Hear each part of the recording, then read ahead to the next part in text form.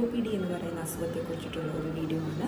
COPD എന്ന് പറയുമ്പോൾ chronic obstructive pulmonary disease എന്നാണ് അതിൻ്റെ ഫുൾ ഫോം.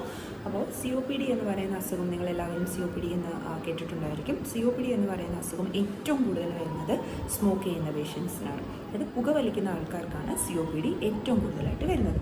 പുകവലി മാത്രമല്ല, അല്ലാതെ വേറെ കാരണങ്ങൾ കൊണ്ടും COPD വരാം. അപ്പോൾ അതിലൊന്നാണ് എൻവയോൺമെൻറ്റൽ പൊല്യൂഷൻ, അതായത് നമ്മളുടെ വായു മലിനീകരണം കൊണ്ടും COPD വരാം. പിന്നെ ഒക്കുപേഷണൽ എക്സ്പോഷർ, അതായത് ചില പേഷ്യൻസ് അവർ ചില കെമിക്കൽ ഇൻഡസ്ട്രി, അതായത് ഡൈയിങ് ഇൻഡസ്ട്രി, ഫാബ്രിക് ഇൻഡസ്ട്രി, അല്ലെങ്കിൽ പെട്രോൾ ഡീസൽ അങ്ങനത്തെ കെമിക്കൽ ഇൻഡസ്ട്രി, അങ്ങനെയുള്ള ഇൻഡസ്ട്രീസിലൊക്കെ ജോലി ചെയ്യുന്ന സമയത്ത് അങ്ങനെ വർഷങ്ങളായിട്ട് ആ ഒരു കെമിക്കൽ എക്സ്പോഷർ കാരണം അവർ ആ കെമിക്കൽ ശ്വസിക്കുന്നത് കാരണം അവർക്ക് COPD വന്നേക്കാം ഭാവിയിൽ. അപ്പോൾ ഇതൊക്കെയാണ് COPDയുടെ മെയിനായിട്ടുള്ള റീസൺസ്. അതിൽ ഏറ്റവും കൂടുതൽ സ്മോക്കിംഗ് തന്നെയാണ് COPD വരാനുള്ള ഏറ്റവും വലിയ റീസൺ. സ്മോക്കിംഗ് ആണ്. പിന്നെ COPD വരാനായിട്ടുള്ള ഒരു